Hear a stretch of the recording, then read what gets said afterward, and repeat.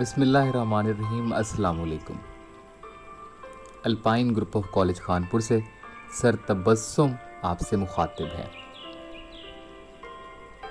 Dear student, آج ہم معروف غزل گو آتش کی غزل گوئی پر بات کریں گے اور پھر ہم اس کے بعد ان کی شاعری کو پڑھیں گے۔ تو خواجہ حیدر علی آتش کا مختصر سا تعارف میں چاہتا ہوں کہ میں آپ سے ضرور کرا دوں، کیونکہ کسی شاعر کو پڑھنے سے پہلے بہت ضروری ہوتا ہے کہ اس کا تعارف بھی آپ تک پہنچا ہوا ہو، آپ نے ان کے بارے میں تھوڑا بہت ضرور سن رکھا ہو۔ ان کی پرسنالٹی پہ کوئی آپ سے سوال نہیں آئے گا کہ شخصیت کے بارے میں آپ کیا جانتے ہیں، یا کسی بھی شاعر کی شخصیت کے بارے میں آپ سے پوچھا جائے گا، ایسا بالکل بھی نہیں ہے۔ ویسے آپ کو بتانے کے لیے کہ ہم جن کو پڑھنے جا رہے ہیں ان کے بارے میں آپ کو تھوڑا بہت معلوم ہونا چاہیے۔ تو خواجہ حیدر علی آتش دبستان لکھنؤ کے نمائندہ شاعر گزرے ہیں۔ انہوں نے اردو اور فارسی دونوں زبانوں میں غزلیں کہی ہیں۔ تو ڈیئر اسٹوڈنٹ، آتش کے بزرگوں کا جو وطن تھا وہ بغداد تھا، اور وہ لوگ تلاش معاش کے لیے سرگرداں تھے۔ اسی سلسلے میں ان میں سے کسی صاحب کی سبیل جو ہے وہ دہلی ہندوستان تک نکل آئی، لہٰذا وہ دہلی آ گئے اور پھر وہاں پرانے قلعے میں آ کر آباد ہو گئے۔ یہ خاندان جب دہلی میں رہائش پذیر تھا تو اس وقت شجاع الدولہ کا زمانہ تھا۔ اسی عہد میں آتش کے والد خواجہ علی بخش دہلی سے فیض آباد آئے تھے اور محلہ مغل پورہ میں آ کر آباد ہو گئے۔ آتش کی پیدائش 1778 عیسوی میں فیض آباد میں ہوئی، اور آتش بھی کم سن ہی تھے کہ ان کے والد کا انتقال ہو گیا، چنانچہ کوئی سرپرست بھی ان کا نہ تھا، اور پھر ان کی تعلیم جو ہے وہ ادھوری رہ گئی۔ کسی طرح سے آتش کی دوستی وہاں کے امیروں اور رئیسوں کے لڑکوں سے ہو گئی۔ ان کی صحبت کا ہی اثر تھا کہ آتش عربی اور فارسی کے اچھے واقف کار ہو گئے، اور انہی کے اثر سے شمشیر یعنی کہ تلوار، شمشیر زنی بھی ایک خاص اس میں بھی مہارت حاصل کر لی، بلکہ آتش کو تلواریے کے نام سے بھی جانا جاتا تھا، اور وہ مشہور تھے تلواریے یعنی کہ تلوار چلانے والا۔ 29 سال کی عمر سے حیدر علی آتش نے جو ہے وہ شعر کہنے شروع کیے، شعر گوئی کا آغاز کیا۔ غالب نے بھی ڈیئر اسٹوڈنٹ شاعری کی ابتدا جو کی وہ 29 سال کی عمر سے کی تھی۔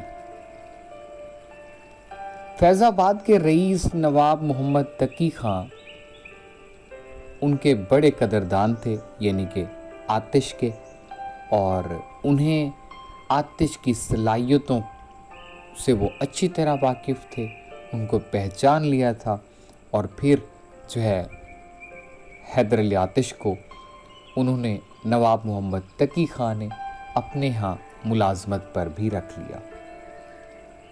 نواب غازی الدین حیدر کے دور میں محمد تقی خان فیض آباد سے لکھنؤ منتقل ہو گئے، شفٹ ہو گئے۔ آتش بھی ان کے ساتھ ہو لیے، وہ بھی ان کے ساتھ چلے گئے۔ نواب محمد تقی خان کی وفات کے بعد آتش نے کسی کے بھی ہاں ملازمت نہیں کی، اور اس وقت انہیں 80 روپے ہر ماہ بادشاہ کی طرف سے جو ہے ملا کرتے تھے، اور پھر اسی 80 روپے میں ہی وہ اپنا گزر بسر جو ہے وہ کیا کرتے تھے۔ آتش کی اگر اولاد کی بات کی جائے تو ان کی صرف ایک ہی اولاد تھی اور اس کا نام محمد علی تھا، وہ بھی شاعر تھے۔ ان کے متعلق معلومات ابھی تک جو ہے وہ تحقیق طلب ہیں، اس پہ ابھی تحقیق ہو رہی ہے۔ جس زمانے میں آتش کی شاعری کی دھوم مچی ہوئی تھی، اس وقت ان کے مؤثر ناسخ کی بھی بڑی شہرت تھی۔ دونوں شاعروں میں مطلب ناسخ اور آتش دونوں میں اخلاقی اقدار اور تہذیبی پاسداری کا لحاظ کیا جاتا تھا۔ دونوں شاعروں کو اپنی حدیں بھی معلوم تھیں۔ عمر کے آخری وقت آتش کی بینائی جو ہے وہ چلی گئی اور وہ نابینا ہو گئے۔ تو جب بینائی چلی گئی تو تنہائی کی زندگی سے تب آتش جو ہے وہ بہت بیزار ہو گئے۔ ان کی زندگی میں ہی ان کی کلیات آتش وہ چھپ چکی تھی اور آتش جو ہے 1847 عیسوی میں وفات پا گئے۔ آتش کے استاد غلام حمدانی مصفی آتش کا غلام حمدانی مصفی تھے اور انہوں نے آتش کے فارسی کلام کا بھی ذکر کیا، مگر ان کا فارسی کلام جو ہے وہ دستیاب نہیں ہے، مگر حیدر علی آتش کا اردو کلام جو ہے وہ دستیاب ہے اور اپنی منفرد خصوصیات کی بنا پر اعلیٰ مقام بھی رکھتا ہے۔ حیدر علی آتش کی غزلوں کے کئی اشعار جو ہے وہ زبان زد ہیں اور ضرب المثل کی حیثیت بھی رکھتے ہیں۔ مثال کے طور پہ ملاحظہ کیجئے ایک مصرع کہ یوسف تھا اگر تو تو خریدار ہم بھی تھے۔ آتش کی ہاں ڈیئر اسٹوڈنٹ موضوعات میں تنوع اور رنگا رنگی پائی جاتی ہے۔ ان کی شاعری کی اہم جو خصوصیات ہیں وہ کچھ یہ ہیں جن میں عشق، تصوف اور انسان دوستی وغیرہ۔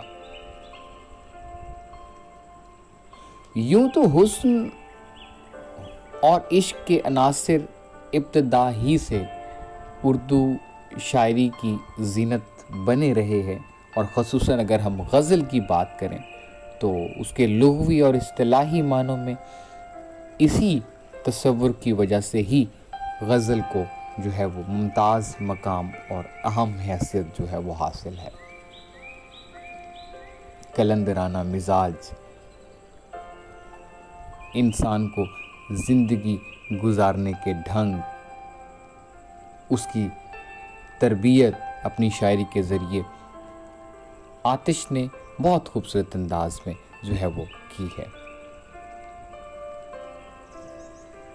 آج کے لیے بس مختصر سا اتنا سا تعارف آپ تھوڑا بہت اپنے ذہن میں رکھ لیجئے گا۔ انشاءاللہ کل جب ہم ان کی غزل کو شروع کریں گے تو پھر کچھ اور ضروری باتیں بھی میں آپ کو بتاؤں گا ان کے موضوعات کے متعلق اور ان کی جو ہے وہ تلمیحات کے متعلق جو انہوں نے اپنی شاعری میں جو ہے وہ استعمال کی ہیں، اور اس کے بعد جو ہے بہت مختصر سا ہوگا یہ، اور اس کے بعد جو ہے ہم ان کی خوبصورت سی غزلیں جو آپ کے سلیبس میں آپ کے نصاب کا حصہ ہیں وہ ہم پڑھیں گے۔ ان کی دوسری غزل کا جو پہلا شعر ہے جو مجھے بھی بہت پسند ہے وہ یہ ہے کہ یہ آرزو تھی تجھے گل کے روبرو کرتے، ہم اور بلبل بیتاب گفتگو کرتے۔